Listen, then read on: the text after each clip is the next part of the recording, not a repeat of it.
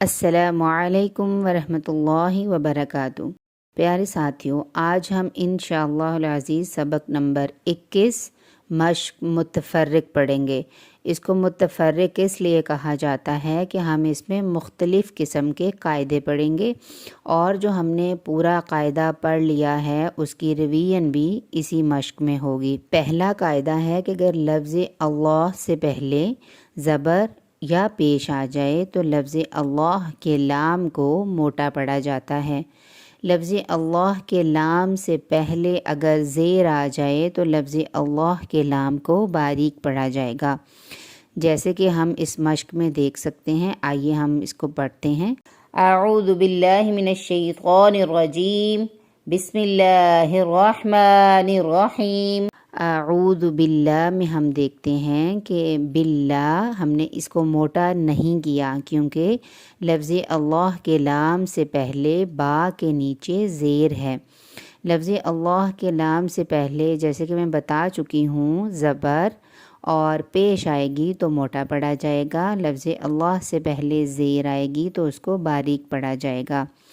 من الشیء کو تیزی سے ہم نے شیء کیوں پڑھا ہے یہ بھی میں یاد کروا دوں کہ یا ساکن اس سے پہلے والے حرف کے اوپر زبر ہوگی تو وہ یا لین ہے، اور لین کو ہمیشہ نرمی اور جلدی سے پڑھتے ہیں۔ اس پوری مشق میں آپ کو میں بار بار سارے قاعدے ریوائز کرواؤں گی جو ہم نے پیچھے پڑھے ہوئے ہیں، تاکہ وہ بار بار ہمیں قرآن بھی پڑھتے ہوئے یاد دہانی رہے۔ اس کے بعد ہے نرجیم، جو جیم کے جیم کو ہم نے لمبا اس لیے کیا، یا ساکن اس سے پہلے زیر یا مدہ کو ایک الف کے برابر کھینچ کر پڑھیں گے۔ پھر میں یاد کروا دوں کہ الف مدہ، واو مدہ اور یا مدہ کے بعد والے حرف کو ساکن کرنا ہو، یعنی وہاں پر سٹے یا ہمیں وقف کرنا ہو، تو پھر ہمیں 3 سے 5 الف کے برابر کھینچ کر پڑھنا ہے۔ بسم اللہ، یہاں پر بھی اللہ کے لام کو باریک پڑھیں گے کیونکہ میم کے نیچے زیر ہے۔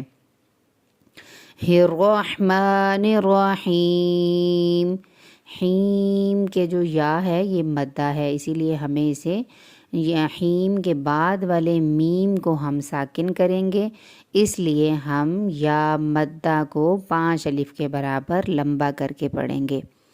آگے ہم نیکسٹ لائن سٹارٹ کرتے ہیں۔ من اللہ، لفظ اللہ سے پہلے زبر ہے۔ تاللہ، لفظ اللہ کے لام سے پہلے زبر ہے۔ باللہ، لفظ اللہ کے لام سے پہلے زیر ہے، اسی لیے ہم اس کو باریک پڑھیں گے۔ للہ، لفظ اللہ کے لام سے پہلے زیر ہے۔ علم الانسان، دوبارہ یہاں پر یاد کرواؤں گی، نون ساکن اس سے بعد والا حرف حروف ہلکی ہوگا تو وہاں پر غنہ نہیں ہوتا، لیکن یہاں پر نون ساکن اس کے بعد والا حرف حروف ہلکی نہیں ہے، سین ہے، اسی لیے ہم یہاں پر غنہ کر رہے ہیں۔ دوبارہ پڑھتے ہیں، عین کی آواز کو آپ نے واضح کرنا ہے۔ علم الانسان واللیل، لئی جو ہے یا ساکن اس سے پہلے زبر، یا لین ہے، ہمیں جلدی پڑھنا ہے۔ اس پوری مشق کو ہم کچھ پارٹس میں ڈیوائیڈ کر دیں گے تاکہ ہمیں تھوڑا تھوڑا ہم لیسن پڑھیں لیکن بہت اچھی طرح سے ریوائز کریں۔ آگے دوسرا قاعدہ ہم پڑھیں گے کہ نون مشدد اور میم مشدد پر میں آپ کو پہلے بتا چکی ہوئی ہوں کہ سب سے زیادہ غنہ ہوتا ہے، اسی طرح میم ساکن کے بعد میم یا با آ جائے تو وہاں پر بھی قاعدے کے مطابق غنہ ہوتا ہے۔ البتہ میم ساکن کے بعد میم یا با کے علاوہ کوئی اور حرف آ جائے تو وہاں پر غنہ نہیں ہوتا۔ اب ہم زیادہ غنہ کر کے ان الفاظ کو پڑھنے کی کوشش کرتے ہیں۔ عم، ثم، امۃ، مسمًّى، فی الیم، مزملو فلما لکم منہ، پہلا حرف ساکن ہو، دوسرا حرف تشدید والا ہو، مشدد حرف ہو تو ہمیں ساکن حرف کو چھوڑ دینا ہے، مشدد کے ساتھ ملانا ہے۔ جیسے کہ ہم یہاں پر لکم منہ میں دیکھ سکتے ہیں، پہلے میم کو نہیں ملانا ساتھ میں کیونکہ یہ ساکن ہے، میم مشدد کے ساتھ ہم ملائیں گے۔ وَهُمْ مُهْتَدُونَ، یہاں پر بھی ہم پہلے ساکن میم کے ساتھ اس حرف کو نہیں ملائیں گے، میم مشدد کے ساتھ زیادہ غنہ کرتے ہوئے ملا کر پڑھیں گے۔